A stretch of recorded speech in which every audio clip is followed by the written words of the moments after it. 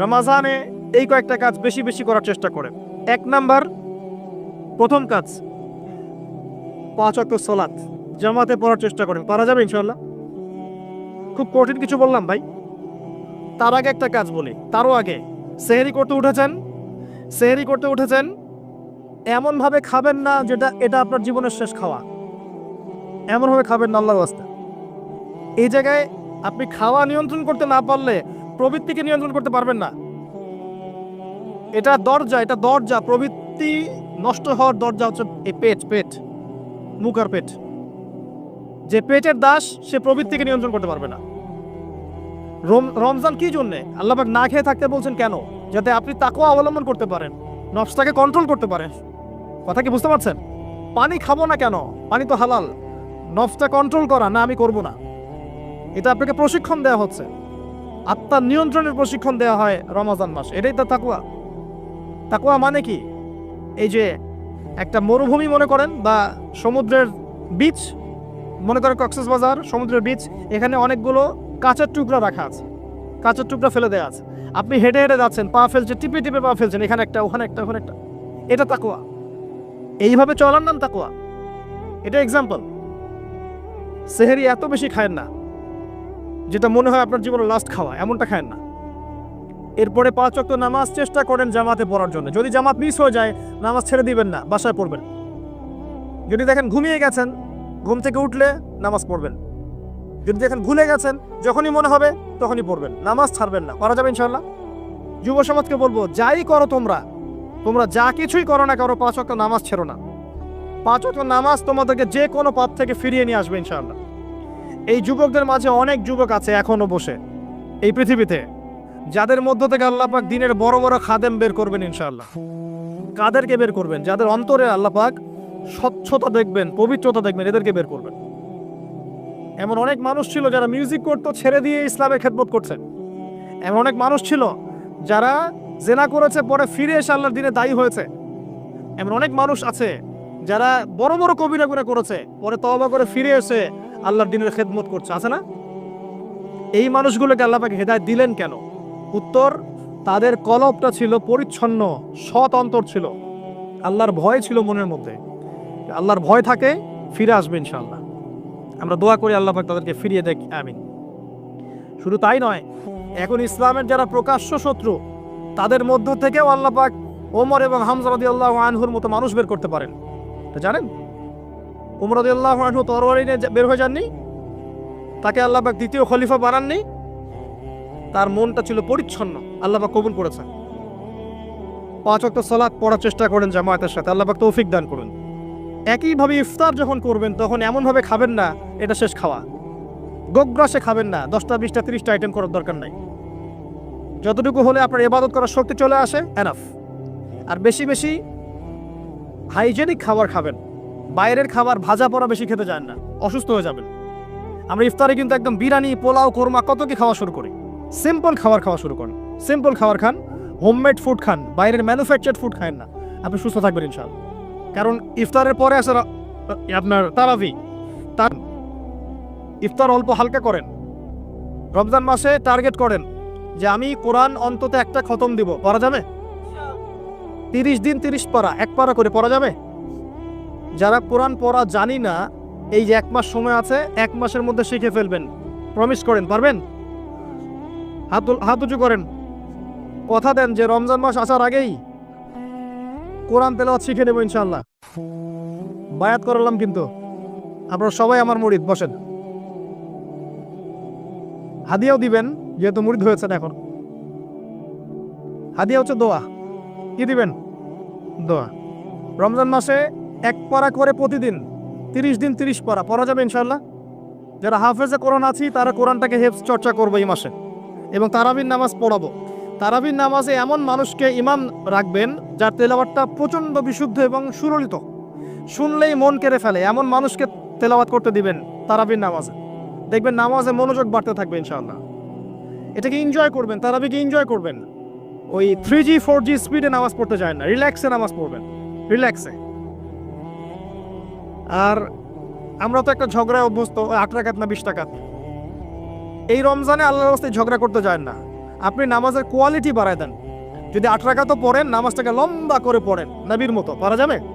আচ্ছা, নবী সাল্লাল্লাহু আলাইহি ওয়াসাল্লামের 8 রাকাতে দলিত দেয়া হয়, কিন্তু নবী সাল্লাল্লাহু আলাইহি ওয়াসাল্লাম যত লম্বা সময় ধরে 8 রাকাত পড়েছেন, এটা কি আমরা পড়ি? তাহলে আমরা সময়টা কেন নিলাম না? 8 রাকাত পড়তে পড়তে পা ফুলে যেত, আর আমাদের 8 রাকাত আধা ঘন্টা 1 ঘন্টায় শেষ, তাহলে কি হলো? তো এই যে বিষয়গুলো, এগুলোতে যায়েন না, ইখতিলাফগুলোতে যায়েন না। আপনি নামাজের কোয়ালিটি বাড়িয়ে দেন, সুন্দর করে নামাজ পড়েন, পারা যাবে ইনশাআল্লাহ। আল্লাহ পাক তৌফিক দান করুন। যদি পসিবল হয় রমজানে উমরা করতে পারেন, এতে আপনি আরো সুন্দর করে ইবাদত করার একটা পরিবেশ পাবেন। সবার পক্ষে হয়তো পসিবল হবে না, যাদের পক্ষে হবে আপনারা করার চেষ্টা করতে পারেন। আল্লাহ তৌফিক দান করুন। রমজান একটা কাজ করবেন, বেশি থেকে বেশি মানুষকে ইফতার খাওয়াবেন, পারা যাবে? প্রত্যেকদিন ইফতার মাহফিল করবেন, মসজিদে ইফতার দিবেন এবং রোজাদারদেরকে ইফতার করাবেন। সওয়াব হচ্ছে প্রত্যেকের নেকি আপনি পেয়ে যাবেন ইনশাআল্লাহ। মনে করেন আপনি 10 জন রোজাদারকে ইফতার করিয়েছেন, এই 10 জনের রোজার নেকি আপনি একা পেয়েছেন। এই 10 জনের রোজার নেকি আপনি একা পেয়েছেন, ফ্রি। আপনার নেকি তো আছেই। অতএব যারা সামাজিক সংগঠন আছে বা সমাজের দায়িত্বশীল আছে, তারা যদি এগিয়ে আসে, প্রত্যেক দিন বহু মানুষকে ইফতার করানো সম্ভব না? আবার দেখবেন ঈদের রাতে, যেটাকে আমরা চাঁদ রাত বলি না কি বলি, আপনারা কি বলেন? ওই আর কি, তো চাঁদ রাত, ওই রাতে দেখবেন অনেক অসহায় দরিদ্র মিসকিন থাকে, যাদের সেমাই খাওয়ার টাকা নাই, আছে না? ওই রাতে আপনার সাদাকাতুল ফিতরগুলো দিয়ে দিবেন, সুন্দর করে বন্টন করবেন, ওই দরিদ্র মানুষের কাছে পৌঁছে দেবেন বাড়িতে বাড়িতে, পারা যাবে ইনশাআল্লাহ। এগুলোতে আপনি এনজয় করবেন রমজানকে। আত্মকেন্দ্রিকভাবে থাকলে এনজয় করতে পারবেন না। আরেকটা কথা আছে, রমজান মাসে যাকাত দিয়ে দিবেন, যার যাকাত যেটা আছে। যাকাত দিবেন না, জাহান্নাম অবধারিত। যে সালাত পরে যাকাত দেয় না কাফের, সালাত পরে কিন্তু যাকাত দেয় না, এটা কুফরি। আবু বকর সিদ্দিক রাদিয়াল্লাহু তাআলা আনহু যাকাত অস্বীকারীদের এগেইনস্টে যুদ্ধ করেছিলেন। যাকাতটা কিন্তু নফল কিছু নয়, ফরজ। নিসাব পরিমাণ সম্পদ হয়েছে, যাকাত দিতেই হবে। আর আমি অনেকদিন বলেছি, ইসলামিক ইকোনমিক্সের বেইজই হচ্ছে যাকাত। ইসলামিক ইকোনমিক্সের ভিত্তি হচ্ছে যাকাত এবং ব্যবসা। ধনীর সম্পদে গরিবের হক। বাংলাদেশে এমনও মানুষ আছে যার একজনের যাকাত দিয়ে 100 পরিবার চলা সম্ভব। এমনও মানুষ আছে, যদি সমস্ত যাকাতগুলোকে সুন্দরভাবে কালেক্ট করা যেত এবং উপরের লেভেল থেকে ডিস্ট্রিবিউট করা যেত, দেখেন বড় বড় মেগা প্রজেক্ট করতে পারতাম আমরা। কে বোঝাবে কাকে? কে বোঝাবে কাকে? কথা বললেই তো সমস্যা। যাকাত গরিবের হক। ধনীদের সম্পদ থেকে যাকাত নিয়ে আপনি একটা পাহাড় করতে পারতেন সম্পদের। এগুলোকে সুন্দর করে ডিস্ট্রিবিউট করতে পারলে, যেখানে কোনো দুর্নীতি নাই, দেখবেন বড় বড় মেগা প্রজেক্ট হচ্ছে। আমরা তো ব্যক্তিগতভাবেই যাকাত দেই না, অনেকেই দেই না, নামাজ পড়ি যাকাত দেই না, নিসাব কি তাই বুঝি না। যাকাত কিন্তু ফসলেরও আছে, ফসলের ওষুধ আছে না, চাষিরা ওষুধ দেয় না। রমজান মাসে সাদাকাতুল ফিতর আছে, এটাও দেয় না অনেকে। এগুলো ঠিক না। যাকাত বাধ্যতামূলক। যাকাত দিলে সমাজে একটা সাম্য তৈরি হবে, গরিব না খেয়ে মরবে না। যাকাত কেন্দ্রিক ইকোনমিক্স ছিল বলেই সাহাবায়ে কেরাম রাদিয়াল্লাহু আনহুমের যুগে একজন মানুষ খুঁজে পাওয়া যেত না যাকে সাহায্য করা লাগবে, সবাই স্বাবলম্বী হয়ে যেত, আলহামদুলিল্লাহ। অতএব রমজান মাসে যাকাত দিয়ে দেন আল্লাহর ওয়াস্তে, অন্যথায় কি হবে এটা বলে দিই। সূরা তাওবায় আল্লাহ পাক বলেছেন, এই সম্পদগুলোকে আল্লাহ পাক একত্রিত করবেন, করে আগুনে জাল দিবেন, জাল দিয়ে সোনা রূপা বানাবেন, গলিত গলিত উত্তপ্ত সোনা রূপা বানিয়ে আল্লাহ পাক পিঠে, গালে, কপালে লেপটে দিবেন যারা যাকাত দেয় নাই তাদের জন্য। আমরা আশা করি এই শাস্তি পেতে চাই না, পেতে চাই? আল্লাহ পাক বোঝার তৌফিক দান করুন। রমজানে আর কিছু কাজ করুন, বেশি বেশি আল্লাহর জিকির করেন, দোয়া করেন বেশি থেকে বেশি। হিসনুল মুসলিম বইটা কিনেন, এখানে অনেক দোয়া দেয়া আছে, এগুলো মুখস্থ করেন, আল্লাহর কাছে দোয়া করেন, দেখবেন ইনশাআল্লাহ তাআলা আপনার দোয়া কবুল হয়ে গেছে। আর রমজানে বেশি বেশি বাজারে যাবেন না। মাসের বাজার প্রয়োজনে এখনই করে রাখেন, রমজানে বাসা থেকে বের হওয়ার দরকার নেই। বেশি বেশি বাজারে গেলে বাজারের দোয়াটা পরে চলে আসবেন। নিত্য প্রয়োজনীয় কিছু সবজি টবজি কিনতে হয়, এগুলো কিনবেন, এটা হয়তো কিনতে হয়, কিন্তু মেইন বাজারগুলো কিনে রাখেন আগে থেকেই। আর এই সব এক শ্রেণীর মানুষ যারা আছে রমজানে নিত্য প্রয়োজনীয় দ্রব্যের দাম বাড়িয়ে দেয়, এদের উপর লানত অভিশাপ আল্লাহর। যারা ইচ্ছাকৃতভাবে মার্কেটে পণ্যের দাম বাড়িয়ে দেয় রমজান মাসে এবং রাষ্ট্রকে বিব্রত করে, জনগণকে বিব্রত করে, এদের উপর আল্লাহর অভিশাপ বর্ষিত হবে ইনশাআল্লাহ। এই কালোবাজারি যারা জোচ্চুরি করে, সিন্ডিকেট তৈরি করে, এই মানুষগুলোর উপর নবীর অভিশাপ থাকবে, আল্লাহর অভিশাপ থাকবে, দেখে নিয়েন। এই সময় মানুষকে আরো বেশি বেশি খাওয়াবেন, দাম আরো কমিয়ে দিবেন। উল্টা এই সময় দাম বাড়িয়ে মানুষকে ভোগান্তির মধ্যে ফেলানো হয়। আর মানুষ সামান্য তেলের জন্য, চিনির জন্য, বুটের জন্য দৌড়াচ্ছে ট্রাকের পিছনে। সরকারের পক্ষে সব কাজ একা করা সম্ভব? আমরাই তো সিন্ডিকেট করছি, এখানে তাদের কি দোষ? অতএব ব্যবসায়ীদেরকে সতর্ক করব, ব্যবসা এই মাসে করতে চান না, পরকালের ব্যবসা করেন, ইহকালের ব্যবসা করতে চান না। রমজান মাসে পণ্যের দাম ফিক্স করে কমিয়ে দেন, বাজার নিয়ন্ত্রণ হবে। তাহলে না হলে তো আপনার জনগণকে কষ্ট দিচ্ছেন, গভর্নমেন্টকে কষ্ট দিচ্ছেন, সবাইকে কষ্ট দিচ্ছেন। এই ফল কে ভোগ করবে? এর ফল জনগণকে ভোগ করতে হয়। আল্লাহ পাক এই শ্রেণীর মানুষের তাকদিরে হেদায়েত থাকলে হেদায়েত দেখ, না হলে এদের ব্যবসা আল্লাহ পাক বরকত তুলে নেক, আমরা বদদোয়া করে দিই। আরো বিষয় আছে, এগুলো যা কি সমস্যা আপনারা বুঝবেন না।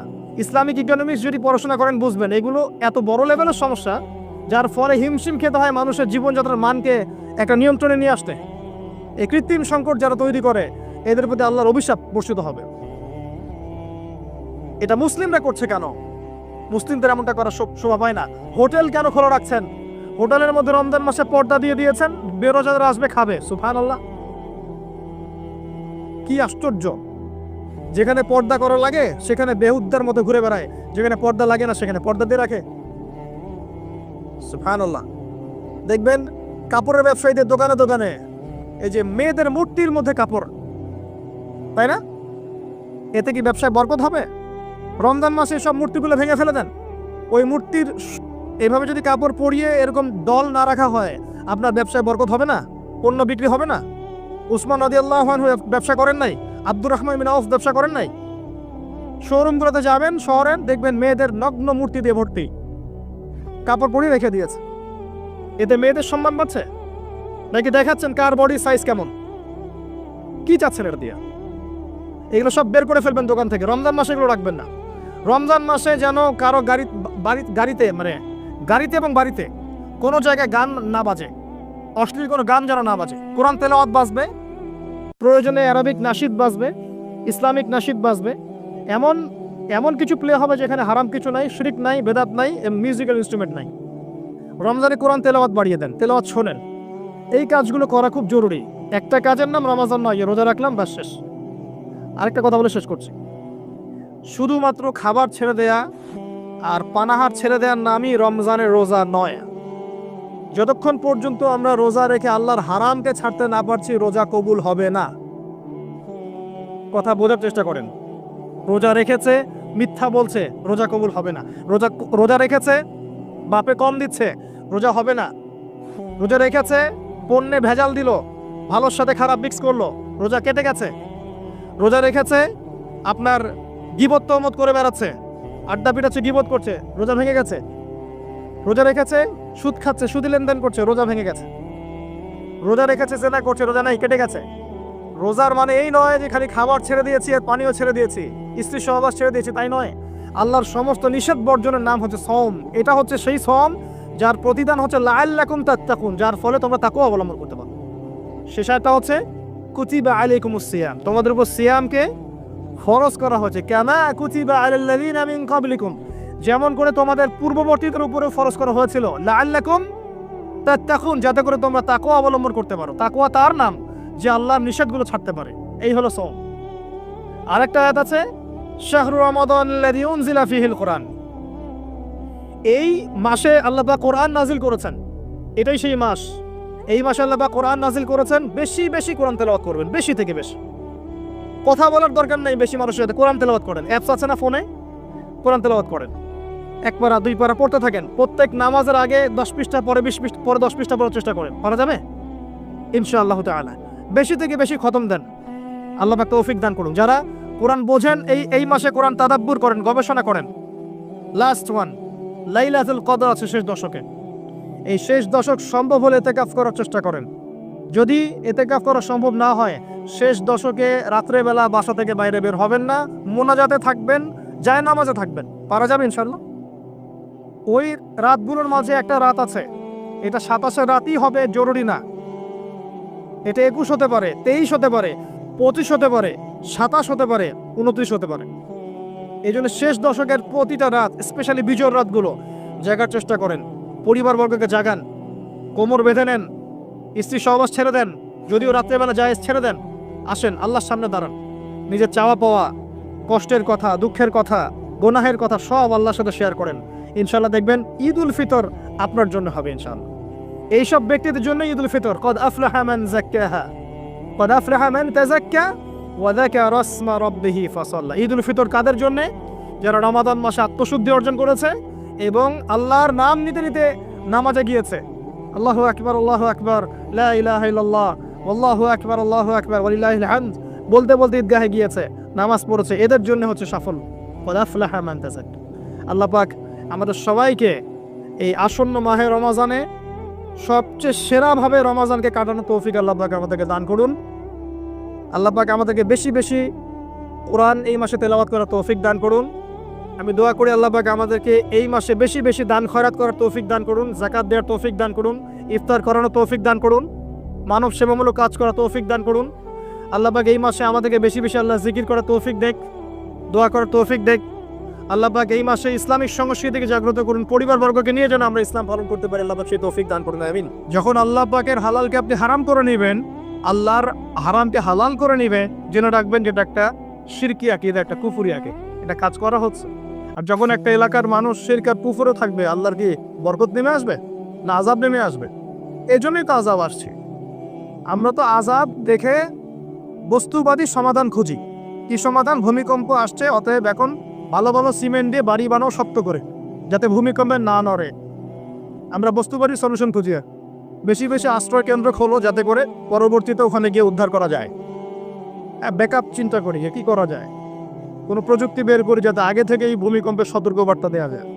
আমরা বস্তুবাদী চিন্তা করি না।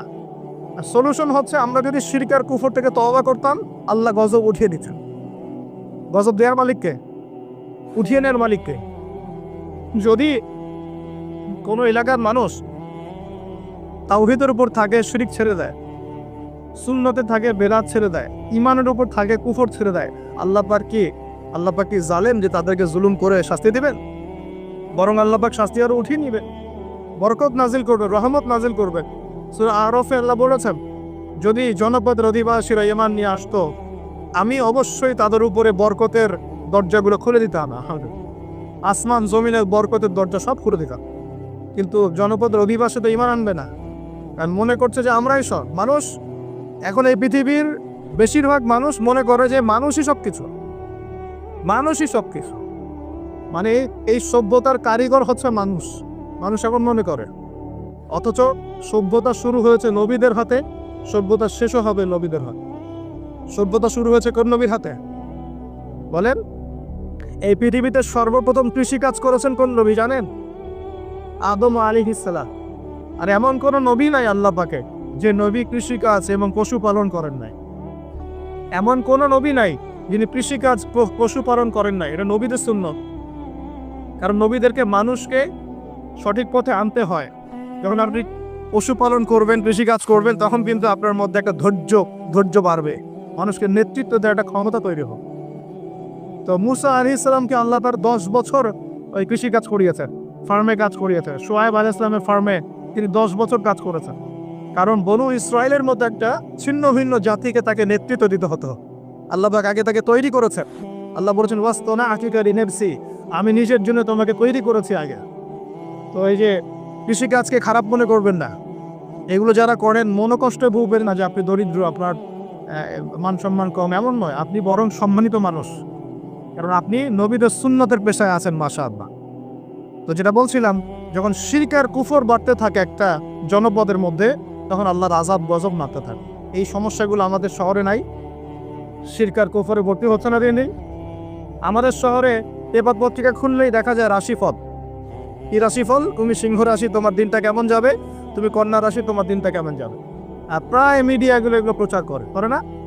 এসব মুশরিক মিডিয়াগুলো, সবই মুশরিক। কিরকম করে বুঝলাম মুশরিক? একটা ভূমিকম্প যদি হয়, বলবে না যে আল্লাহর কাছে মানুষ কত অসহায়, এরকম শিরোনাম দিয়ে সংবাদ করবে না। কি করবে? প্রকৃতির কাছে মানুষ কতই অসহায়। আল্লাহ বললে মৌলবাদী হয়ে যাবে। আল্লাহ বললে কি হবে? মৌলবাদী হয়ে যাবে। প্রকৃতি শব্দ চুজ করে কথা বলবে। প্রকৃতির কাছে আমরা কত অসহায়। কে প্রকৃতি? প্রকৃতি কি, কাকে বলে, কত প্রকার, কি কি সংবাদে? প্রকৃতিকে সৃষ্টি করলো। এটা কত প্রকার, কি কি, কে কে তাকে নিয়ন্ত্রণ করে, এগুলো বলবে না? মানুষের ব্রেন ওয়াশ করে ফেলা হচ্ছে এগুলোকে। রাশিফল সবার মাথায় ঢুকিয়ে দেওয়া হচ্ছে রাশিফল, আজকের দিনটা কেমন যাবে, আজকের দিন কেমন যাবে বেটা তুমি জানো? কালকের দিন তোমার কেমন যাবে তুমি জানো? মানুষের জ্ঞান তো এতই ক্ষুদ্র যে মানুষ এটাই জানে না আগামীকাল তার সাথে কি হবে। মানুষের জ্ঞান কত ক্ষুদ্র একটু দেখেন, আপনার নিজের সাথে আগামীকাল কি হবে আপনি তাই জানেন। কে গ্যারান্টি দিতে পারবে সে তার সাথে আগামীকাল কি হবে? যে মানুষ এটাই জানে না যে তার সামনে আগামীকাল কি হবে, সে কে পরিব্যক্ত করতে পারবে? নাকি আল্লাহ পাকের জ্ঞানের সামনে তার জ্ঞান নিতান্তই ক্ষুদ্র? আর আমরা এখন আমাদের এই ক্ষুদ্র জ্ঞান নিয়ে মহাবিশ্বের স্রষ্টা আল্লাহর জ্ঞানকে পেনিট্রেট করতে যাচ্ছি, আল্লাহর বিধানকে চ্যালেঞ্জ করছি, আল্লাহর বিধান কোরআন সুন্নাহর বিরুদ্ধে চ্যালেঞ্জ করছি, বিভিন্ন কলাম নিচ্ছি, বই নিচ্ছি, বক্তব্য দিচ্ছি না? তাহলে আমরা কি আল্লাহ পাকের সাথে আল্লাহ দ্রোহিতা করছি না? এবং আল্লাহর রহমত নেমে আসবে না আযাব আসবে? ভালো করে মাথায় বোঝেন লেকচারগুলো, তারপরে আসেন। এই রাশিফল কি শিরিফ না কুফর না ঈমান, কোনটা? এগুলো শিরিফ না? ঢাকা শহরের অলি গলিতে এখন দেখা যায় আংটি বিক্রেতা বিভিন্ন আংটি বিক্রি করছে এবং তাকে রোগ ভালো হওয়ার গ্যারেন্টি প্রদান করছে। এভাবে রোগ ভালো হয়? আংটি পরেছেন, যদি ওর উপর বিশ্বাস স্থাপন হয় যে এই আমার রোগ ভালো করবে, তাহলে শিরক হবে না ঈমান থাকবে না চলে যাবে? কি হবে? কল্যাণ অকল্যাণের মালিককে, রোগ দেওয়া ভালো করার মালিককে। এখন বলতে পারেন তাহলে কি চিকিৎসা করব না? অবশ্যই চিকিৎসা করবেন। কেন চিকিৎসা করবেন? কারণ আমাদের নবীজি বলেছেন আল্লাহ এমন কোনো রোগ নাজিল করেন নাই যার শিফাও নাজিল করেন। আল্লাহ পাক এমন কোনো রোগ নাজিল করেন নাই যার চিকিৎসা আল্লাহ নাজিল করেন নাই। মানে প্রতিটা রোগেরই চিকিৎসা আছে, অতএব চিকিৎসা করবেন। কিন্তু একটা জড় বস্তু আপনার রোগ ভালো করতে পারবে? কেউ কেউ টিয়া পাখি নিয়ে রাস্তাঘাটে বসে আছে ঢাকা শহরে, এগুলো চলতে ফিরতে দেখতে পারবেন আপনি। একটু ফিলোসফার হন, চোখ দিয়ে দেখেন। ফিলোসফি খারাপ জিনিস না, ফিলোসফি মানে দর্শন, আপনাকে ভেতর থেকে দেখতে শেখাবে। আর ভেতর থেকে দেখতে না পারলে বাহ্যিক চোখ দিয়ে দেখলে সবকিছু বুঝতে পারবেন। আল্লাহ পাক আমাদের সবার হৃদয় চোখটা খুলে দেন বলি আমিন। রাস্তাঘাটে বসে আছে, টিয়া পাখি দিয়ে ভাগ্য পরীক্ষা করছে। তো এখন এই টিয়া পাখি দিয়ে ও যদি ভাগ্য পরীক্ষা করতে পারে, তাহলে ওর আজকে প্রধানমন্ত্রী হওয়ার কথা। ও রাস্তার ধারে বসে আছে কার? ও নিজে রাস্তার ধারে বসে আছে। বলেন, আমাদের ঢাকা শহরে একটা জিনিস বাচ্চা দিন দিন এই জাদুবিদ্যার চর্চা বাচ্চা দেখলো। এরকম করে বুঝলাম যে জিনের রোগী বাড়ছে দিল্লি, জিনগ্রস্ত রোগী। জিনগ্রস্ত রোগী এটা আবার কি? এটা তো আবার অনেকে বিশ্বাসই করবে না, জিন বলতে কিছু আছে। আমরা বিশ্বাস করি যে মানব জাতির পাশাপাশি এই পৃথিবীতে জিন জাতীয় আছে। মানুষের মাঝে যেমন ভালো মন্দ মানুষ আছে, জিনের মধ্যেও ভালো মন্দ জিন আছে। জিনের মধ্যে কি আছে ভাই? ভালো মন্দ জিন আছে। এক শ্রেণীর জিন আছে আল্লাহর অনুগত, এক শ্রেণীর জিন আছে উদ্ধত। উদ্ধত জিনগুলো মানুষের ক্ষতি করে, এবং যখন মানুষ আল্লাহর বিধান মানে না, পাক পবিত্র থাকে না, জিকির আজগার করে না, দোয়া কালাম পড়ে না, হ্যাঁ কোরআন তেলাওয়াত ছেড়ে দেয়, তখন জিন মানুষকে ধরে। কোনো কোনো সময় বিভিন্ন স্বার্থ উদ্ধারের জন্য মানুষ কবিরাজ, গণক, জাদুকরের কাছে যায়, গিয়ে তাবিজ কবজ করে না? তাবিজ করায়, বান মারে, জাদুটোনা করে না? এতে করে সম্পর্কের মধ্যে বিচ্ছেদ ঘটায়। হ্যাঁ, অনেকে আবার প্রেমিকাকে পাওয়ার জন্য বশ করছে, তাবিজ করছে। হ্যাঁ, চাকরিতে ভালো চাকরি হয় না, চাকরির জন্য তাবিজ করছে। তারপর অনেকের ব্যবসা উন্নতি হচ্ছে, হিংসা লাগে, ওর বিরুদ্ধে কাজ করছে। এই যে সমস্যাটা ইদানিং শহরের মধ্যে আছে, এটা কিন্তু শেখার বা জাদু, কুফরি। কেউ যদি এই কাজে লিপ্ত হয়, সে ঈমান হারিয়ে ফেলবে, ইসলাম থেকে দান কাটা পড়ে যাবে। আল্লাহ পাক আমাদের সবাইকে হেফাজত করুন বলি আমি। অনেক শিরকে আছে, আমরা এখন শিক্ষার মতো শিরক করছি। কিরকম? দীর্ঘদিন শুনলাম যে আমরা আল্লাহ পাকের সৃষ্টি, আল্লাহ রাব্বুল আলামিন নিজ হাতে সৃষ্টি করেছেন, এগুলোই সব বইপত্র ছিল। এখন আস্তে আস্তে আস্তে বইপত্রগুলোর মধ্যে চেঞ্জ আনা হচ্ছে। একটা সুদূর প্রসারী লক্ষ্যকে সামনে রেখে একটা প্রজন্ম তৈরি করার চেষ্টা করা হচ্ছে, যে প্রজন্মটা আল্লাহ থেকে দূরে সরে যাবে, রাসূল থেকে দূরে সরে যাবে। আমরা এখন মানুষকে বিবর্তন শেখাই, অথচ আল্লাহ পাক বলেছেন খলাকতু বিয়াদিয়া ইয়া ইবলিস, হে ইবলিস, মা মানাআকা, তোমাকে কে নিষেধ করলো? মা মানাআকা আল্লা তাসজুদা ইয আমারতুক, তোমাকে কে বারণ করলো আদমকে সিজদা করতে, যাকে আমি সৃষ্টি করেছি? খলাকতু বিয়াদাই, আমি যাকে নিজ হাতে সৃষ্টি করেছি। তাহলে আল্লাহ পাক আমাদেরকে কিভাবে সৃষ্টি করেছেন? নিজ হাতে। এটা সম্মানের না, এটা ভালোবাসার না? আল্লাহ পাক অন্য কোনো মাখলুক সৃষ্টির ব্যাপারে বলেন নাই যে আমি অমুক মাখলুকটাকে নিজ হাতে সৃষ্টি করেছি, আসমানকে নিজ হাতে সৃষ্টি করেছি, জমিনকে নিজ হাতে সৃষ্টি করেছি, এমনটা আল্লাহ পাক কোথাও বলেন নাই। আল্লাহ পাক শুধু বলেছেন আদমকে সৃষ্টি করেছি খলাকতু বিয়াদাই, আমি নিজ হাতে তাকে সৃষ্টি করেছি। সুবহানাল্লাহ। আল্লাহ পাক তাকে সৃষ্টি করে দুনিয়াতে পাঠিয়ে আল্লাহ পাকের খেলাফতের দায়িত্ব দিয়েছেন যে আদম তুমি দুনিয়ায় যাও, দুনিয়ায় নির্দিষ্ট সময় থাকবে, চিরস্থায়ী হতে পারবে না। আমার বিধান আমি নাজিল করব, সেগুলো যদি মেনে চলো এবং তা প্রতিষ্ঠা করো, তাহলে তুমি জমিনে আমার খেলাফতের দায়িত্ব পালন করো। জমিনে যে আল্লাহ পাকের বিধান মেনে চলে, আল্লাহর বিধান প্রচার প্রসার ঘটায়, প্রতিষ্ঠার চেষ্টা করে, সেই আল্লাহ পাকের খলিফা। আর জমিনে যে ব্যক্তি আল্লাহর বিধান মানে না, আল্লাহর বিধানের পরোয়া করে না এবং এই বিধান দিয়ে বিচার ফয়সালা করে না, সে আল্লাহ পাকের খলিফা নয়। সহজ কথা। সে তখন কার খলিফা? সে তার প্রবৃত্তির দাসত্ব করছে, অথবা শয়তানের পূজা করছে, অথবা নিজের মন গড়া প্রবৃত্তি হাওয়া এর দাসত্ব করছে। আল্লাহ পাক আমাদের সবাইকে আল্লাহ পাকের বিধান মেনে চলার তৌফিক দান। এখন ইবলিসকে আল্লাহ পাক বলছেন কেন তাকে সেজদা করলে না যাকে আমি নিজ হাতে সৃষ্টি করলাম। আমরা বুঝতে পারলাম আল্লাহ পাক আমাদেরকে নিজ হাতে সৃষ্টি করেছেন, আর আমরা এখন বাচ্চাদেরকে শেখাচ্ছি না এই সৃষ্টি তত্ত্ব ভুল। তোমাদেরকে আগে এইভাবে আগে হাঁটতে দাঁড়াতে পারতে না, বাঁকা হয়ে থাকতে, তারপর একটু লম্বা হলে, তারপর আরেকটু লম্বা হলে, তারপর আস্তে আস্তে মানুষ হয়ে গেল। আমরা এগুলো বাচ্চাদেরকে শেখাচ্ছি। কেন শেখাব? আমার বাচ্চা তো মুসলিম, আমার বাচ্চা তো মুসলিম পরিবারের বাচ্চা, এ কি ইহুদি খ্রিস্টানের সন্তান? ওদের ওই সভ্যতার আল্লাহর সাথে কোনো সম্পর্ক নাই। তাদের সৃষ্টি তত্ত্ব বুঝতে হলে আমার নিবর্তনবাদের দরকার না, আমার তো দরকার নাই। আমি তো মুসলিম পরিবারের সন্তান, আমি তো আল্লাহকে বিশ্বাস করি। আমি তো জানি আল্লাহ পাক আমাকে সৃষ্টি করেছেন নিজ হাতে। আল্লাহ পাক আমাদেরকে সৃষ্টি করেছেন কি? নিজ হাতে, এবং রুহের জগৎ রেখে আমাদের কাছে ওয়াদা নিয়েছেন।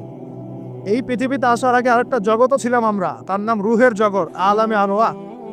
আমরা তো এই পৃথিবীর বাসিন্দা নয়, আমরা জান্নাত থেকে এখানে আসছি। সুবহানাল্লাহ।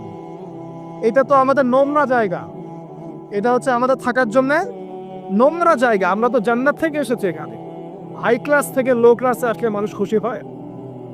জান্নাত হাই ক্লাস না দুনিয়া হাই ক্লাস? আমাদের পিতা মাতাকে জান্নাতে রাখা হয়েছিল, সেখান থেকে আমরা এখানে এসেছি। এখান থেকে আসে নাই? আর আমাদের আত্মাগুলোকে রুহের জগতে রাখা হচ্ছে। সেখানে সমস্ত আত্মাগুলোকে ডেকে আল্লাহ পাক বলেছেন আলাস্তু বিরব্বিকুম। আল্লাহ বলছেন কি? আলাস্তু বিরব্বিকুম, আমি কি তোমাদের রব নই? সমস্ত আত্মারা একসাথে বলেছিল বেলা ইয়া রব্বি, অবশ্যই আপনি আমার রব। সুবহানাল্লাহ। আমরা এই সাক্ষ্যটা দিয়ে আসছি। সূরা আরাফ পড়লে আপনি বুঝতে পারবেন, এখানে আছে আমরা এই সাক্ষ্য দিয়ে পৃথিবীতে আসছি। এখানে এসে ভুলে গেছে, মনে পড়ে না। মনে পড়ে না। এইটা মনে করানোর জন্যই তো আল্লাহ পাক যুগে যুগে নবী রাসূল পাঠিয়েছে। এটা মনে করিয়ে দেওয়ার জন্যই আল্লাহ পাক আসমানে কিতাব নাযিল করেছেন। তুমি ভুলে যেও না, তুমি ওই জগতে ছিলে, আমাকে সাক্ষী দিয়ে এসেছো। এই দুনিয়ার ফিতনায় আমাকে ভুলে যেও না। নবীগণ এসেছেন, হেদায়েতের বাণী শুনিয়েছেন, আসমানে কিতাব নাযিল হয়েছে, আমরা সেই কিতাব পেয়েছি। এই সিলসিলা চলতে চলতে আদম থেকে নিয়ে মুহাম্মদ সাল্লাল্লাহু আলাইহি ওয়াসাল্লাম পর্যন্ত প্রায় 1,24,000 নবী আল্লাহ পাঠিয়েছে। তার সর্বশেষ নবীর নাম কে? মুহাম্মদ রাসূলুল্লাহ সাল্লাল্লাহু আলাইহি ওয়াসাল্লাম। এর আগে তাওরাত, জাবুর, ইনজিল সবই আল্লাহর পক্ষ থেকে এসেছিল। মানুষ যখন সেগুলোকে বিকৃত করেছে, আল্লাহ পাক আবার নতুন করে বিধান পাঠিয়েছে। এই সর্বশেষ বিধান কোনটা? আল কোরআন, এবং তার ব্যাখ্যা কি আছে? হাদিস। এই কোরআন হাদিস ঘাটাঘাটি করলেই আমরা পেলাম যে একটা জনপদের মানুষ যখন এমন শিরকার উপরে নিমজ্জিত থাকে, তখন আল্লাহর পক্ষ থেকে আযান আসে। আর আমরা কি সেই পাবে নাই ভাই? আপনার উপরের লেভেলের সিস্টেম থেকে শুরু করে নিয়ে একদম এই শিক্ষাক্ষেত্র বলেন, হাতের আংটি বলেন, চিন্তা চেতনা বলেন, রাস্তাঘাটের ওই যে গণকের কথা বলেন, কবিরাজের কথা বলেন, জাদুবিদ্যার চর্চা বলেন, হ্যাঁ ওই ভাগ্য গণকের কথাই বলেন, রাশিফলের কথাই বলেন, সব আমরা শিরকের মধ্যে লিপ্ত আছি। এর পাশাপাশি আমরা কবর পূজা করছি, মাজার পূজা করছি, আমরা আল্লাহ ছাড়া অন্য কারোর জন্য জবাই করছি, মানত করছি, পছন্দ করছি, কুরবানি করছি। কোনো কোনো জায়গায় আমরা আগুনেরও পূজা করছি, আগুনের সামনে দাঁড়িয়ে মাথা নত করছি না? আর কোনো কোনো জায়গায়, কিছু বড় বড় জায়গায় পর্যন্ত নীরবতা পালন করাও। নীরবতা মানে কি? আমরা নামাজের মধ্যে যখন দাঁড়াই, তখন আল্লাহর উদ্দেশ্যে নীরব হই না? আল্লাহর উদ্দেশ্যে নীরব হয়ে আমি আল্লাহর ধ্যানে মগ্ন হয়ে যাই না? তো এখানে আপনি কার ধ্যান করছেন? যখন আপনি আগুনের সামনে দাঁড়ায় নীরব হয়ে দাঁড়িয়ে আছে, তখন কার ধ্যান করছেন? এটা শিরক হচ্ছে না? এটা তো আপনি আগুনের ধ্যান করা শুরু করলেন। এখানে তো আপনি আল্লাহকে স্মরণ করছেন না। বুঝতে পারছেন না মনে হয়? মনে করেন একজন মানুষ মারা গেছে, লাশ, কথা এই লাশটার সামনে দাঁড়িয়ে আপনি নীরবে 2 মিনিট দাঁড়িয়ে আছেন কেন? কি দরকার? এটা কি নবীর সুন্নাত? আপনি নামাজে দাঁড়াবেন, নামাজে দাঁড়িয়ে আল্লাহকে স্মরণ করবেন, আল্লাহর কাছে দোয়া করবেন। আল্লাহ ছাড়া আমরা নামাজের মধ্যে নীরবতা পালন করি না? নামাজে নীরব হয়ে আল্লাহর কাছে ধ্যান করি না? মনোযোগ ধরে রাখি না? এখন আপনি কোথায় মেডিটেশন করছেন? এটা তো শয়তানের দিকে যাওয়ার রাস্তা খুলে দিবে আপনাকে। অনেকে আগুনের সামনে মাথা নত করছে, প্রদীপের পূজা করছে, অনেকে দেখা যায় বিভিন্ন দিবসে এই যে বানর, হনুমান এইসবের মূর্তি টুর্তি নিয়ে রাস্তাঘাটে দৌড়াদৌড়ি করছেন। ছেলেপেলেরা এগুলো বেশি করছে। কাকে প্রমোট করছো তোমরা? কাকে প্রমোট করতে যাচ্ছে? কোন সংস্কৃতি প্রমোট করছো? এই হাদিস এটাও আছে শেষ জামানায় যে আমার উম্মতের একটা বড় অংশ মুশরিকদের সাথে মিশে যাবে এবং মূর্তি পূজা শুরু করবে। এগুলো চলছে না এখন? এগুলো যখন চলবে তখন আমাদের উপর কি আল্লাহ পাকের রহমত নেমে আসবে ভাবছেন? না আযাব আসবে? ওই যে বলেছে আযাব যে আসে নাই সেটাই আল্লাহর রহমত, এটা আমি গবেষণা করে বলছি। আযাব যে আসে নাই এখন পর্যন্ত এটাই আল্লাহ পাকের রহমত। তওবা করে ফিরে না আসলে অচিরেই আল্লাহ পাকের আযাব নেমে আসবে ইনশাআল্লাহ। আল্লাহ হেফাজত করুন। তারপরে আমরা শঙ্কিত যে কখন না নেমে আস। আল্লাহ রাব্বুল আলামিন আমাদেরকে হেফাজত করে নেবে। এভাবে প্রতিটা ক্ষেত্রে শিরক চলছে, শিরক আর কুফর। কোরআন খোলেন, হাদিস পড়েন, দেখবেন আল্লাহ পাক যতগুলো জনপদকে ধ্বংস করেছেন তার প্রধান 2টা পাপ ছিল শিরক আর কুফর। এই যে আমাদের যুব সমাজ এটাই বোঝে না যে নামাজটা ছেড়ে দেওয়াটা কুফরি। নামাজ যে না পড়া, ছেড়ে দেওয়া, ইচ্ছা করে না পড়াটা কুফরি, এটা ওদেরকে কেউ শেখায় নাই। 20 বছর পড়াশোনা করেছে বিশ্ববিদ্যালয়, স্কুল, কলেজ, বিশ্ববিদ্যালয়ে 20 বছর পড়াশোনা করেছে, কেউ কোন স্যার ওদেরকে শিখায় নাই যে নামাজ ছেড়ে দিলে কুফরি পায়। এবং এদের সংখ্যা লক্ষ লক্ষ না, মনে হয় কোটি কোটি হবে যুব সমাজ, যারা 20-25 বছর পড়াশোনা করে নামাজ যে কুফর, নামাজ ছেড়ে দেওয়া যে কুফরি, এটা শিখা নেয়। আর নবীজি বলেছেন মান তারাকা সালাতান মুতাআম্মিদান ফাকাদ কাফারা। যে কোনো মাযহাবের ইমাম সাহেবকে জিজ্ঞাসা করলেন, যে কোনো মাযহাবের আলেমকে জিজ্ঞাসা করে দেখেন, এই হাদিসটা আপনাকে শুনিয়ে দিব। যে ব্যক্তি ইচ্ছাকৃতভাবে নিজের উপর ফরজ নামাজ ছেড়ে দিল সে কুফরি করলো। কি করলো? তো এই যুব সমাজকে কে শিখাবে যেটা কুফরি? বহু ছেলে পেলে আমি তো দেখেছি ওয়াজ মাহফিল অ্যারেঞ্জ করা হয়েছে, এশার ওয়াক্ত হয়ে গেছে, সবাই নামাজে দাঁড়িয়েছে, অর্ধেকের বেশি নামাজ বাদ দিয়ে দূরে দাঁড়িয়ে হট্টগোল করছে, হইউল্লাহ করছে। এখানে ওয়াজে আসছে বক্তাকে দেখার জন্য আস। নামাজ নাই, ওয়াজ শুনে কি করবা তুমি? নামাজ ইম্পর্টেন্ট না ওয়াজ ইম্পর্টেন্ট? নামাজ না থাকলে ইসলাম থাকে? আমি আজকে একটা হাদিস পড়ে আসছি, আস্তে আস্তে পড়তে আসছিলাম এগুলা, যে ইসলামের শেষ জামানায় ইসলামের যে বিষয়গুলো উঠে যাবে, ইসলামের যে বিষয়গুলো উঠে যাবে তার মধ্যে অন্যতম একটা হচ্ছে আল্লাহ পাকের আইন, আল্লাহ পাকের শাসন। উঠে যায় না সারা বিষয় থেকে? আস্তে আস্তে উঠে গেছে না? আচ্ছা, এরপর বাকি থাকবে নামাজ। কি? নামাজ। ওই নামাজ হবে সর্বশেষ ইসলামের রুকন, যেটা সর্বশেষে উঠে যাবে। নামাজও উঠে দাও। এখন দেখেন তো সমাজের কত % মানুষ নামাজ পড়ে? কত %? একটু হিসাব করবেন, খালি মসজিদে ফজরের ওয়াক্তে আর এশার ওয়াক্তে যাওয়া আসা করে বুঝতে পারবেন এই নামাজ কত % মানুষ, 5 ওয়াক্ত নামাজ কত % মানুষ পড়ে। তাহলে এই যে নামাজ শেষে উঠে যাবে, তাহলে শেষের সময় আমরা চলে আসছি না? আর সবার প্রথমে উঠে যাবে এই উম্মতের মধ্যে আমানত। কি উঠবে ভাই? এটা তো পুরো ঢাকা শহর থেকে উঠে গেছে। ঢাকা শহর কেউ কাউকে বিশ্বাস করতে পারে না। স্বামী পর্যন্ত স্ত্রীকে বিশ্বাস করতে পারে না, স্ত্রী স্বামীকে বিশ্বাস করতে পারে, ভাই ভাইকে বিশ্বাস করতে পারে, বোন বোনকে বিশ্বাস করতে পারে না।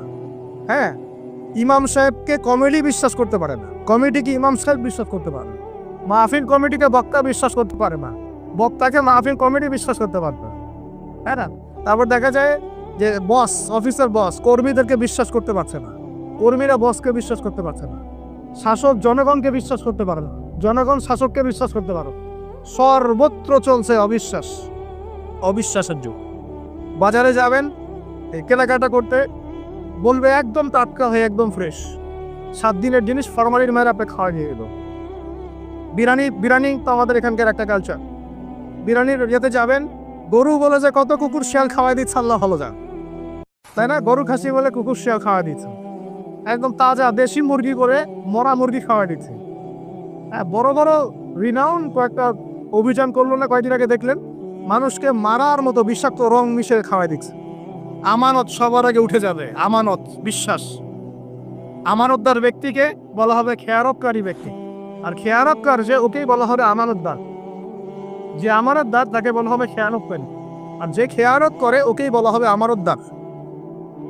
তখন আল্লাহ পাকের আযাব আসবে প্রতিটা ক্ষেত্রে। বলবে যে ভাই মাছটা ফ্রেশ, দেখবেন যে পচা মাছ।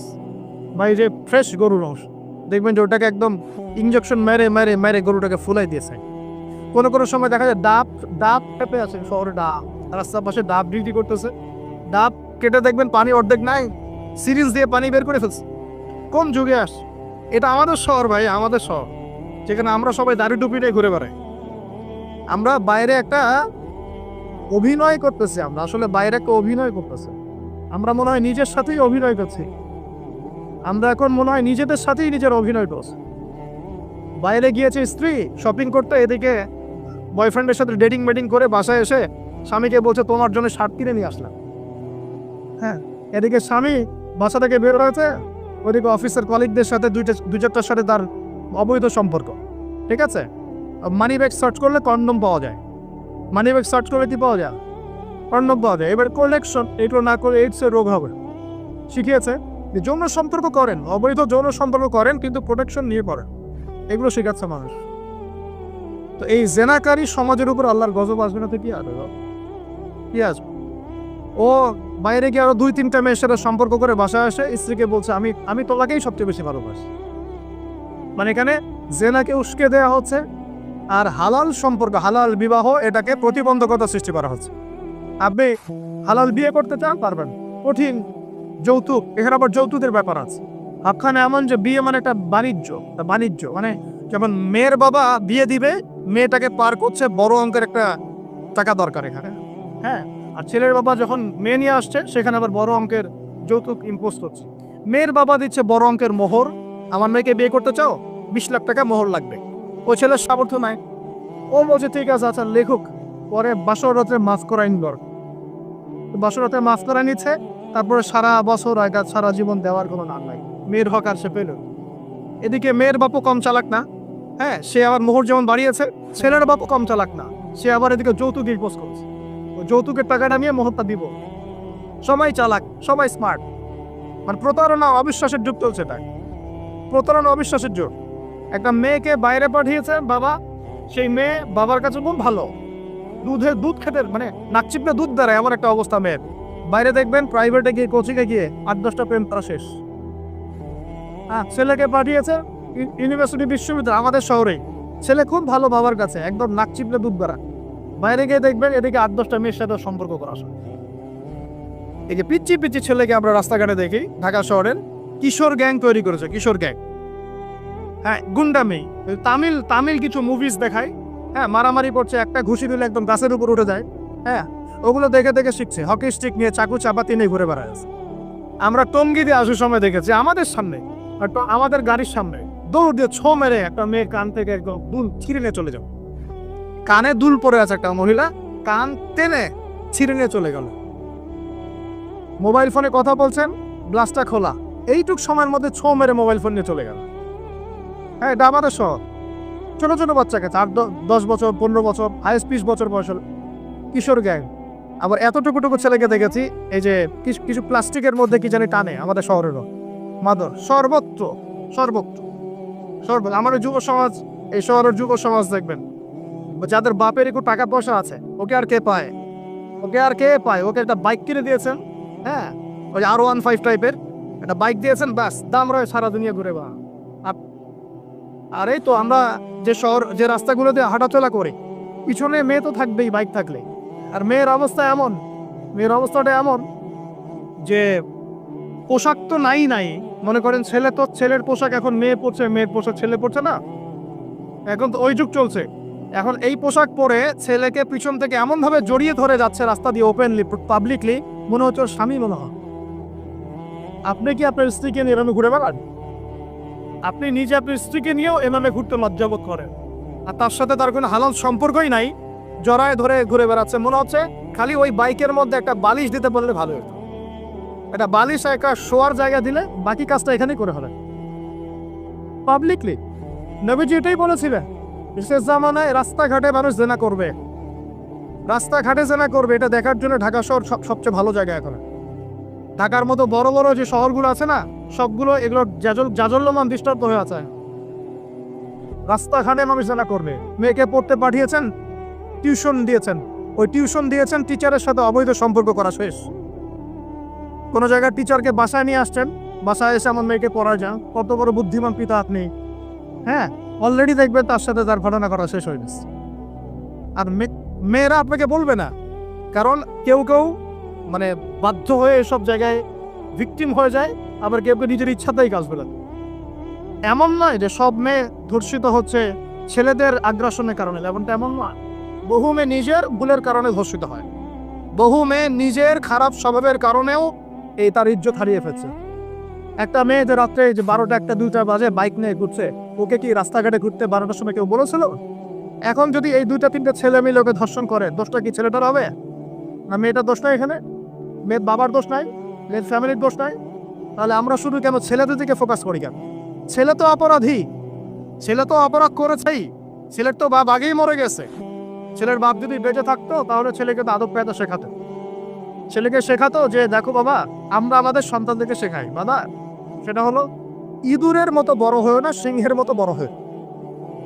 ইঁদুর কি করে? ইঁদুর রাতের অন্ধকারে মানুষের বাসায় বাসায় চুপচুপ করে খেয়ে বেড়ায়, দেখবেন তাই না? যারা রাতের অন্ধকারে জেনা করে বেড়ায় এরা ইঁদুরের মতো। রাতের অন্ধকারে খালি এই হোটেল ওই হোটেল, এই ঘর এই ঘরে ঘুরে, এই প্রেমিকার ঘর এই প্রেমিকার ঘর, এই ফ্ল্যাটে ওই ফ্ল্যাটে ঘুরে। আর যারা সিংহ পুরুষ তারা বিয়ে করে প্রকাশ্যে স্ত্রীকে নিয়ে ঘুরে বা। তো আমরা আমাদের ছেলেদেরকে এটা শিখাই না তো, বরং আমরা শেখাচ্ছি তোমাকে নিজের পায়ে দাঁড়াতে হবে, বড় হবা, 30-35 বছর হোক তারপর বিয়ে করে।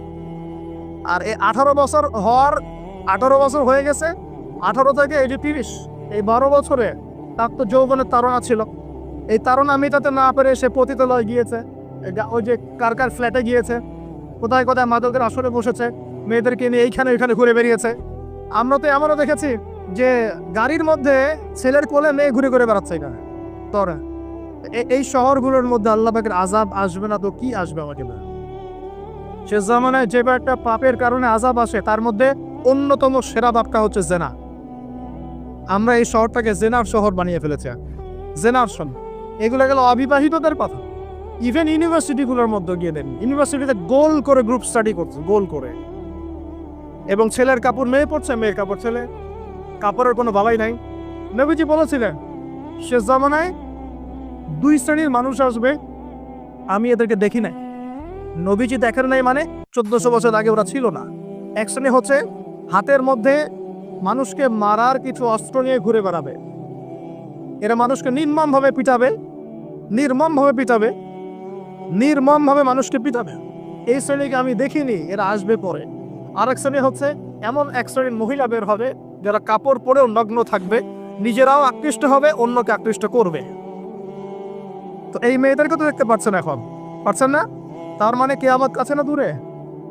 আর আমি এখন ওই হাতে লাঠিওয়ালা ওই গ্রুপকেও খুঁজে পেয়েছি। হাতে লাঠিওয়ালা সেই গ্রুপ কোনটা জানেন? ওই যে ঘরের মধ্যে ঢুকায় ঢুকায় যে ছেলেগুলোকে মেরে মেরে রাত্রেবেলা মেরে ফেলায়, সেটা গ্রুপে। বিভিন্ন হলে হলে দেখেন না, হকি স্টিক নিয়ে 8-10 জন মিলে এক একটা করে ছেলেকে ডেকে নিয়ে পিটায় পিটায় মেরে ফেলায়, এগুলো সেই ছেলে। এদেরকে যারা জন্ম দিয়েছে ওই বাপের জন্য ধিক্কার, এদেরকে যারা জন্ম দিয়েছে এই বাপের জন্য ধিক্কার। আর এখন এরকম লেডিস গ্রুপও বের হয়েছে, আর মেয়েদেরকেও হলে ডেকে ডেকে পিটানো শুরু করেছে। তোমরা কি মনে করো যে 5 জন 6 জন 10 জন মিলে একজনকে সারা রাত টর্চার করে মেরে ফেলানোর মধ্যে সুপুরুষ? তুমি সুপুরুষ, তুমি অনেক বড় বীর। সাহসটাকে তুমি একজন মারামারি করে দেখাও না, দেখো তোমরা এত বড় সাহস, তাহলে একজন মারামারি করে দেখাও না। আসো রিংয়ের মধ্যে আসো, রিংয়ের মধ্যে আসো, তারপর দেখি তোমার কত শক্তি, আমাদের কত শক্তি। একজন 1-on-1 ব্যাটেলে আসো, খালি হাতে 1-on-1 ব্যাটেলে আসো। 8 জন 10 জন মিলে একটা বুয়েটের ছেলে, একটা মেডিকেলের ছেলে, একটা অমুকের ছেলে, তমুকের ছেলে, বাবা মায়ের স্বপ্ন লালন করা ছেলেগুলাকে ঘরের মধ্যে ঢুকাবা, সারা রাত পিটায় মেরে ফেলবা, এটাকে তোমরা সাফল্য মনে কর, বীরত্ব মনে কর? এই ছেলেগুলাকে জন্ম দিয়েছে যে পিতা মাতায়, এদের জন্য ধিক্কার আমার পক্ষ থেকে। আপনারা এইসব সন্তান জন্ম দিতে গেলেন কেন? খিদির আলাইহিস সালাম বেঁচে থাকলে ছোটবেলায় মেরে ফেলতো এদেরকে, ওই যে খিদির আলাইহিস সালাম ছোটবেলায় একটা বাচ্চাকে মেরে ফেলছিলেন না?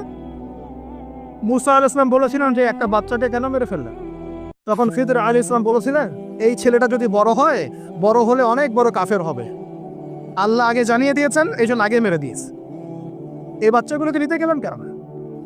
কোনো রকম লজ্জাবোধও নাই, চক্ষু লজ্জা নাই।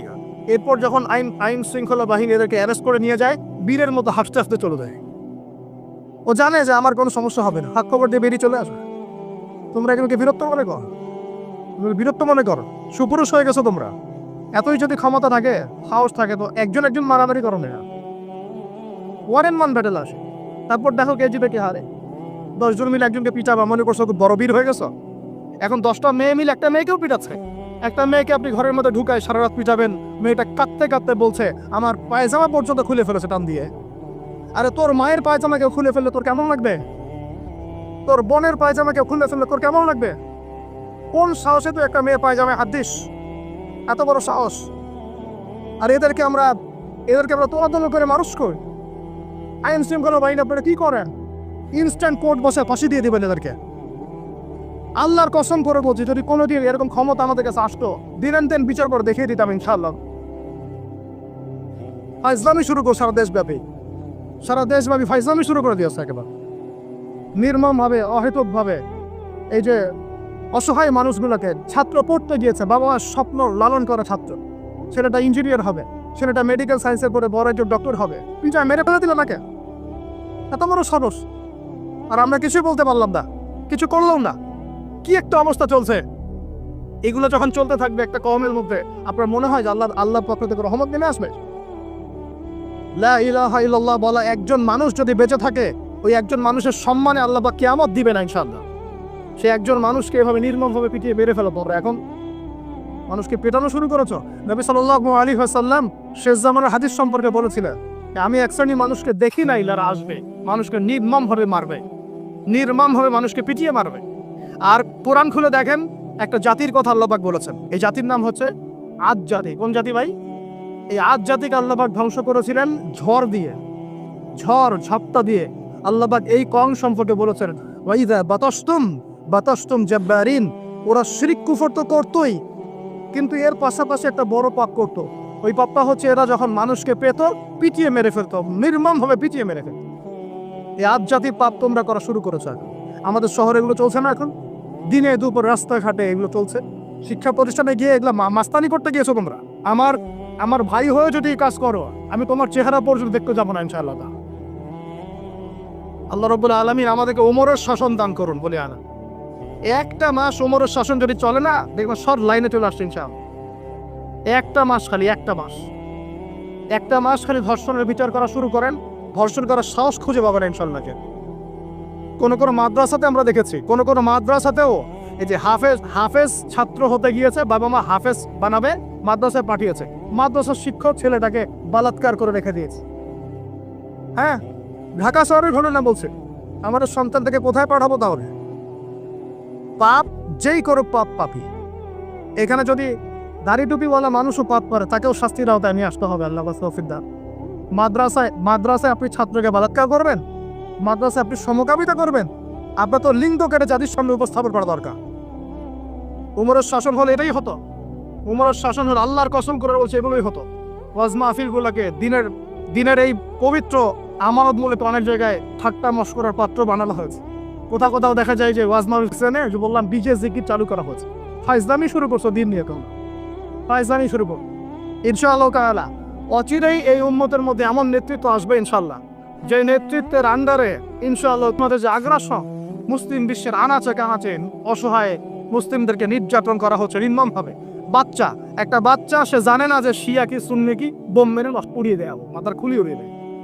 একটা বাচ্চা, একটা মা জানে না শিয়াইজম কি সুন্নিজম কি, মিসাইল মেরে বোম মেরে হত্যা করে দেয়া।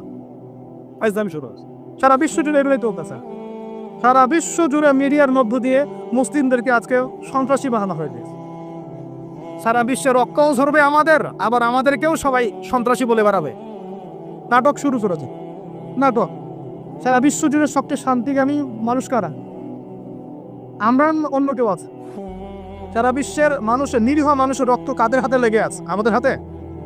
আমরা ইরাকে মানুষ হত্যা করেছি, আমরা আফগানিস্তানে মানুষ হত্যা করেছি, আমরা উইঘুরদেরকে হত্যা করেছি, আমরা রোহিঙ্গাদেরকে হত্যা করেছি, আমরা বিগত 12, 14, 15 বছর ধরে সিরিয়াতে বাচ্চাদেরকে হত্যা করেছি, বিগত প্রায় 70 বছর থেকে প্যালেস্টাইনে আমরা মানুষকে হত্যা করেছি।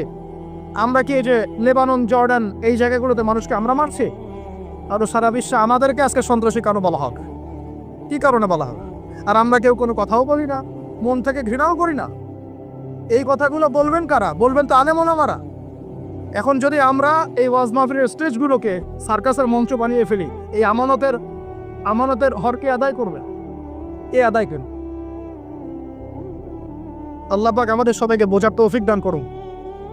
আমরা আশা করি ইনশাআল্লাহু তাআলা আমাদের উপর যারা আছে তাদের বোধোদয় হবে ইনশাআল্লাহ।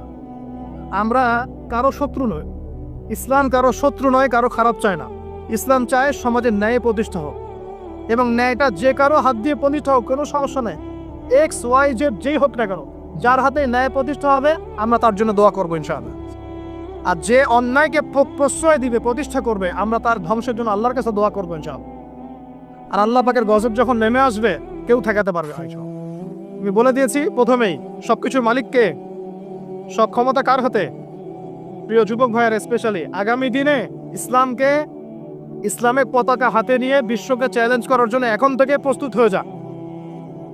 একদিনের মাহফিল দিয়ে কিচ্ছু হবে না, একদিনের মাহফিল দিয়ে গরম বক্তব্য দিয়েও কিছু হবে না। আপনাদের সবাইকে কনস্ট্রাকটিভ কাজ করতে হবে। প্রত্যেক মুসলিম ভাইকে 5 ওয়াক্ত নামাজ আদায় করতে হবে, আল্লাহ পাক তৌফিক দান করি। প্রত্যেক ভাইয়ের যাদের যাকাত ফরজ হয়েছে, যাকাত অবশ্যই দিতে হবে। বেশি বেশি দান সদকা করবেন। নিজের পরিবারের মধ্যে কোনোভাবেই অনইসলামিক কোনো সংস্কৃতি আসতে দিবেন না।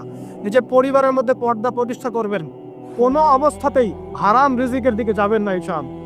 আপনার সন্তান সন্ততিদেরকে ছোটবেলা থেকেই মুসলিম রূপে মানুষ করবেন, কোনো রকম অমুসলিম কালচারে বড় করবেন না। আপনার সন্তানদেরকে ছোটবেলায় কোরআন শেখাবেন, হাদিস শেখাবেন, আলেম ওলামার সোহবত দিবেন, হক কমছি আলেম চিনবেন, তাদের কাছে সন্তানদেরকে পাঠাবেন ইনশাআল্লাহ। ইসলামকে নিয়ে ঠাট্টা বিদ্রুপ করবেন না, রং তামাশা করবেন না। এই যুগ সম্পর্কে সচেতন থাকবেন।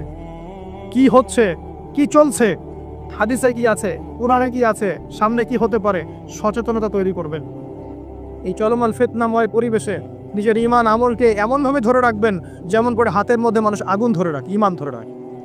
পরিবারের মধ্যে বেপরদামিকে স্থান দিবেন না। পরিবারের ছেলে কি করছে, মেয়ে কি করছে, আপনার আত্মীয় স্বজনের হক ঠিক আছে কিনা, প্রতিবেশীর হক ঠিক আছে কিনা, প্রতিটা বিষয় as a Muslim leader of the family আপনাকে এগুলো দেখতে হবে, আল্লাহ পাক তৌফিক দান করুন। এবং বেশি বেশি সামাজিক কিছু অ্যাসোসিয়েশন গড়ে তুলবেন যেগুলো সামাজিক অন্যায়গুলোকে প্রতিরোধ করবে ইনশাআল্লাহ। সামাজিকভাবে ন্যায় ছড়িয়ে দিবে, সামাজিকভাবে ইসলাম ছড়িয়ে দিবে ইনশাআল্লাহ। শিক্ষা প্রতিষ্ঠান গড়ে তুলবে যেখানে জেনারেল এবং ইসলামিক শিক্ষার সমন্বয় থাকবে, আলোকিত প্রজন্ম গড়ে উঠবে ইনশাআল্লাহ। এরকম সমাজের অবস্থায় কি আল্লাহর আযাব আসবে না রহমত আসবে? এই হচ্ছে আমাদের সমাজের অবস্থা। এখন কতগুলো বলে শেষ করব। প্রতি ঘরে ঘরে ব্যভিচার ঢুকে পড়েছে, ঘরে ঘরে ব্যভিচার, পরকীয়া ঢুকেছে, পরকীয়া।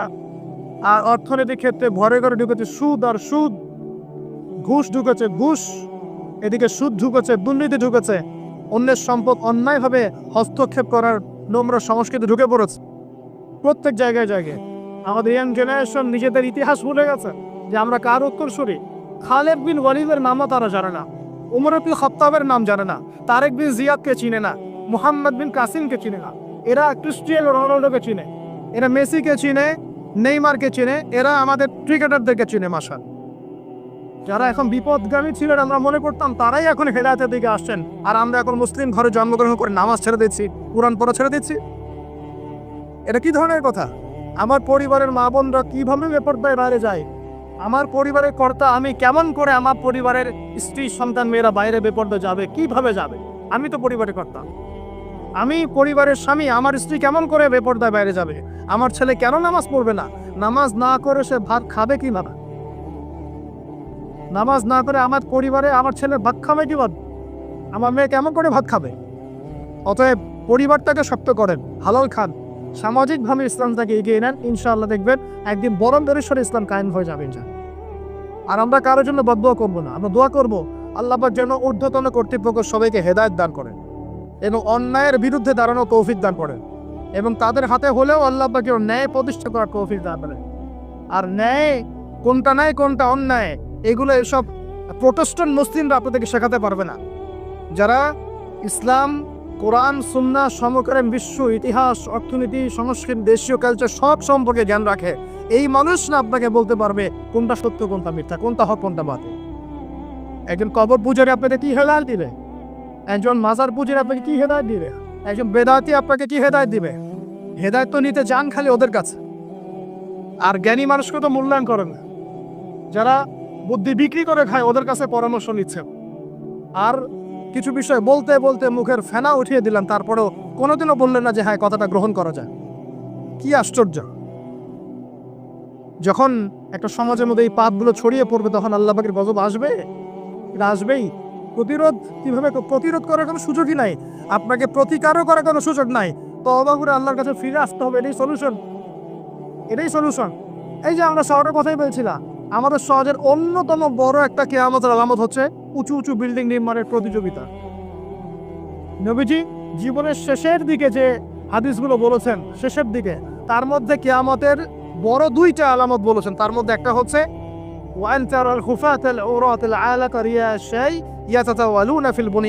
যখন দেখবে সমাজের সবচেয়ে নিম্ন শ্রেণীর মানুষেরা, রাখাল টাইপের মানুষ, গায়ে জামা নাই, পায়ে স্যান্ডেল নাই, উঁচু উঁচু বিল্ডিং নির্মাণের প্রতিযোগিতা করছে।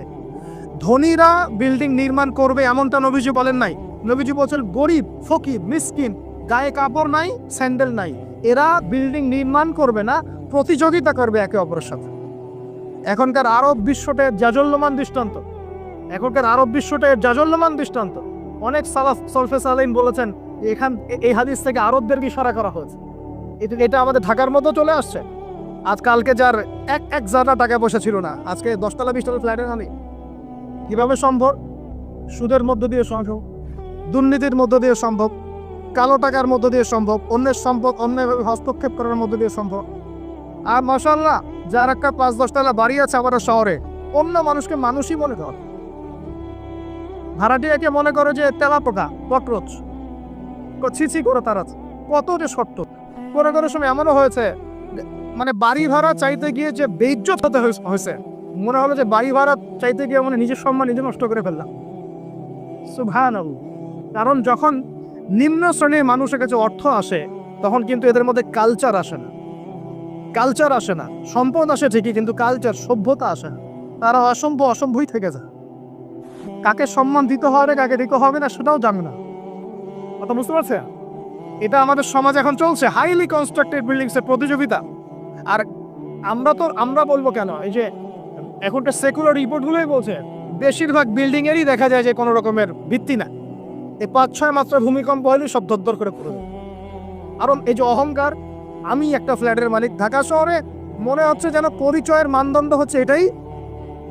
জিজ্ঞাসা যদি করেন যে ভাই আপনার নাম কি করেন, বলবো ওই যে ফ্ল্যাটটা দেখছেন 10 তলা, ওটা আমার। ভাবখানে এমন হচ্ছে এটাই তার পরিচয়ের মানদণ্ড। সে কি করে, তার শিক্ষাগত যোগ্যতা কি, কোন প্রফেশন, এগুলো বড় কথা নাই। ওই যে ফ্ল্যাটটা দেখছেন 6 তলা, ওইটা আমার।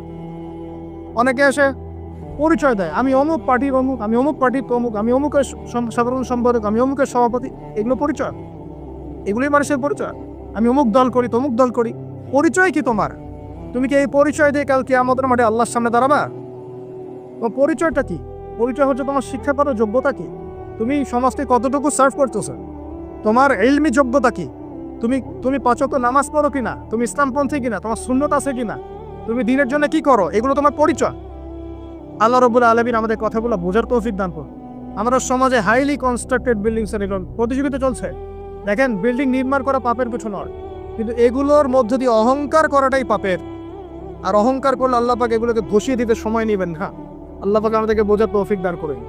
আমাদের সমাজে রন্ধে এগুলো চলছে।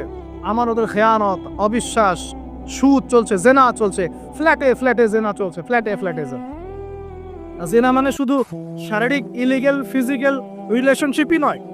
জেনার মধ্যে চোখের জেনা আছে, কথার জেনা আছে, চলাফেরার জেনা আছে। নবীজি বলেছেন শেষ জামানায় এক শ্রেণী মেয়ে আসবে যারা পুরুষের কাপড় পরে ঘুরবে। এটা দেখার জন্য আপনি ঢাকার শপিং মলে চলে যান।